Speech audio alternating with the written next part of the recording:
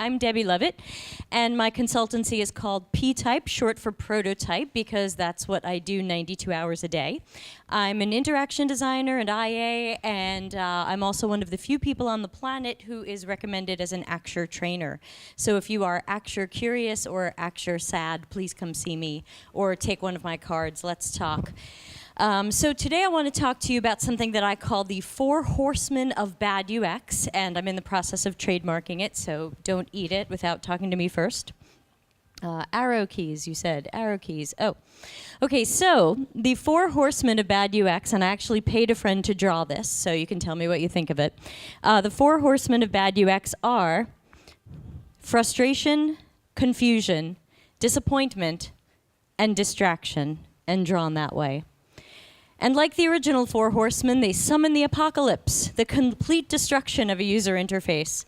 But if you actually look up the original meaning of apocalypse, it actually means disclosure of knowledge. And thanks to my friend Eli, the guy who drew it is also a genius and tells me these things.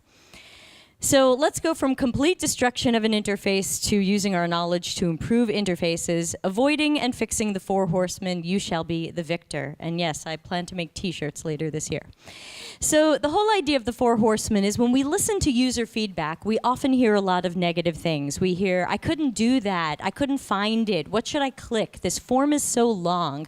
And it's really easy also for user researchers to come back with reports that just say users were unhappy, users were dissatisfied, users didn't make it through the process. But my point is, if we just say they're unhappy, then we may not have as good a shot of coming up with the best solution. It's best to categorize what we hear, because I believe that all of these things can be boiled down to four emotions or experiences: frustration, confusion, disappointment, and distraction. So again, by categorizing these, we'll have a better shot at coming up with a better fix for them, rather than just saying, well, they didn't like it, well, let's make it something they like. Because you would solve differently for confusion than you would for distraction. So let's get to know the Four Horsemen. Frustration, who is going to be drawn to be looking like this. Broken expectations make people flustered and angry. So you might hear in user testing, I wanted to contact the company, but they wanted me to fill out a huge form with 15 questions. I wanted to check out, but they kept rejecting my password for not fitting into their rules. I wanted to change my phone number, but it keeps popping up a mobile alphabet keyboard instead of a number pad. I wanted to try the latest update, but my ancient iPod can't handle anything past iOS 4. That actually happened to me. So here's a visual example. I was at a concert and it said free Wi-Fi, and I was on my phone and I pulled it up, and of course this was what they wanted me to fill out to get free Wi-Fi. This is 3 screens on a phablet. So this is really quite long for free Wi-Fi for the duration of a concert. Otherwise, when am I going to be at Barbican Hall in London, England again? So there's no real reason for me to do this. And I don't want them contacting me. And look, they're all mandatory questions. What is the name of my first pet? In order to get Wi-Fi in a concert venue. Very frustrating. Grr. So here's another one. Like, are you kidding me? You've got 2 phone number fields, and they're both mandatory, and if I don't have a second phone number, would I please type in my first phone number again? So what are some typical fixes for frustration? Well, they might be make shorter forms, which is always a good idea. Do your formatting behind the scenes. Don't error me out for how I wrote my date or my phone number or something else. And remember mobile. Make sure your developers are coding to bring up the correct keyboards. Don't use multiple fields for phone numbers and credit cards, because that makes the keyboard go down and come back up. So these are some ways you can eliminate frustration. Now, confusion. Broken expectations make people feel confused, unsure, and lost. You might hear things in user testing like, I wanted to check on the status of my claim, but couldn't find my claims after logging in. I thought this link was going to take me where I wanted, but instead it tried to sell me some other product. Search results seemed disorganized. It was hard to find what I really wanted. And the name at the top of the page was not the same name on the top of another page. Am I still on the same company site? So another visual example was, without naming names, I actually found a website, this is the only one I've ever seen in my life, that has no global navigation. So this is likely to be confusing to people. When they get here, not only might they not know how to get from place to place around the site, but we haven't surfaced for them, what can you do here? What's here? What can you do? So I would imagine this to be very confusing, probably frustrating too, but certainly confusing for users. So typical fixes for confusion might be to have clearer calls to action, use progress indicators so people know where they are in a progress, better user-centric navigation, can't emphasize user-centric enough, and better information architecture or taxonomy. And now let's get to know disappointment. Didn't Eli do a great job with these graphics? I'm so happy. This is the Horsemen of the Apocalypse, disappointment. Broken expectations make people disheartened, disappointed, and feel like they wasted their time. So you might hear things in user testing like, I thought I was going to be able to change my address online, but it turns out I have to call the company. I filtered my search results by my size, but the item detail page said it wasn't available in my size. It told me I could buy tickets by where I wanted to sit, but that feature looks grayed out and disabled. I took their little quiz, but it said they didn't have enough information to estimate how much I'd need to retire. What a waste of my time. So let's see this in real life. Hands up, who wants to get a life insurance quote? There's lots of these on the web, and I can't tell you how many companies I've worked for that have had me design or fix these types of things. So start your free quote. So we're setting expectations. We're going to get a free life insurance quote if we just give them some helpful information. Oh, okay, well, that's a lot of questions, but I really want that life insurance quote. I'm going to go for it. Step 2 of 2. Oh, come on. There better be an awesome quote at the end of this. I know you can't read it from where you are, but it actually asks, this is a real form I screenshot online, how many moving violations have you had in the past 3 years? It wants to know, have you visited Canada? Evidently, I'm going to take your life insurance away if you've gone to Canada. And are you an aircraft pilot? So we need to know that right away. But surely, when I click next, I'm going to get that life insurance quote. I won't be disappointed. Oh my God. But wait, there's more. Do I scuba dive? It wants to know if I scuba dive. My street address is mandatory. My email, 2 phone numbers. All right, finally, please, I've gone through all of this. Give me that life insurance quote. Oh, you're kidding. This basically says, thanks for filling that out. We'll call you. Now, that's disappointing. That hurts.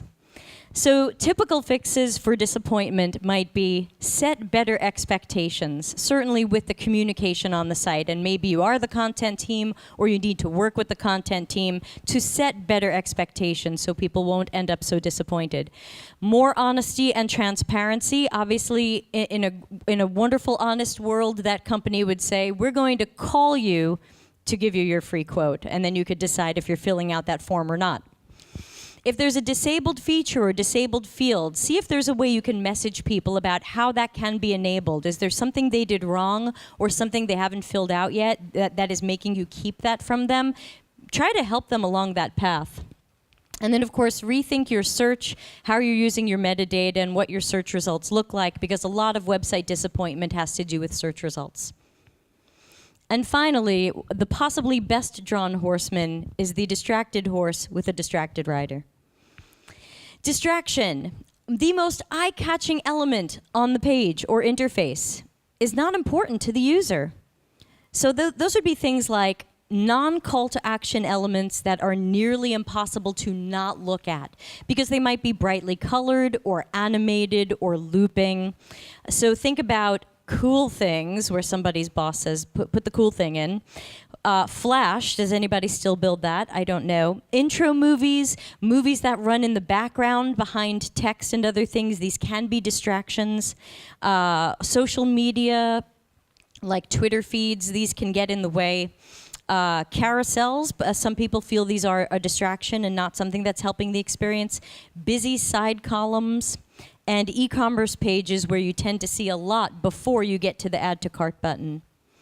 So as an example, I screenshot the website of a friend of mine. He doesn't know this, so don't tell him. But I did recently sit down with him and talk to him about his website. And while I think he's doing a lot right with his business, this is a tough website because I'm not too sure what I should be focused on. Should I be devoting my time and attention to all the tweets on the side? Should I be paying attention to the social links on the top, the social links on the left? What's going on the right? There's linked words in the middle. There's too many things that are trying to get my attention with color and icons. So something like this could probably be refined so that it's a little bit more focused. So typical fixes for distraction would be removing Flash, if anybody still has Flash on their site, removing animations, removing things that loop or stopping the loop after maybe one cycle. And more isn't more. People are linear. They can only pay attention to one thing at a time. So what do you want that to be? Think about priority of information. And while I was writing this, I came across something that I had to crown the winner for being frustrating, confusing, disappointing, and distracting simultaneously. Our big winner is this screen. This is a website that I use to file my 1099s at the end of each year. And because they changed their name or got bought out or something, they changed some aspects of their interface. Now, really, the only thing you can do on the site is file 1099s or look at last year's 1099s. So I don't think they can ever make this particularly complicated, but for whatever reason, they thought they needed kind of a first-time experience screen that would stop and tell you all the things that could be going on here. So I wanted to award this one for frustrating, confusing, disappointing, and distracting, though I haven't told them. Don't tell them. So as UX practitioners, it's our jobs to fix all of these things. And luckily, we've got job security. There's a lot for us to fix for the rest of time. So get out your interaction design and information architecture swords so that we can defeat the Four Horsemen, especially, hopefully, before they show up. So again, in closing, frustration, confusion, disappointment, and distraction can kill user experience, and many users are feeling a lot of these things at the same time, even if they don't use those words. But we can listen to the user testing and user feedback. We can figure out which of the horsemen has arrived and get the sword out and defeat that one. So in your web and mobile projects, look for the Four Horsemen. Better that you find them now than release them to the public. And my suggestion is, and these are suggestions that for some reason people don't take. They seem like common sense, but here I am saying them. Hire and retain talented UX people. I won't say where, but I once worked at a place that within 6 months lost 7 senior interaction designers. That shouldn't happen. So people are not hiring right, they're not retaining. Make sure you're testing with real users. Don't just show it to coworkers or your mom.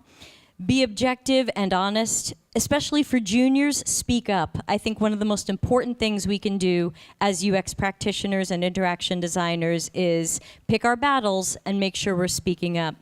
And be open to suggestions. I know that I don't always have the best idea. I think I'm awesome, but sometimes somebody else has a better idea, so make sure you're also listening. And then make changes and beep at people at Bush and Sansum.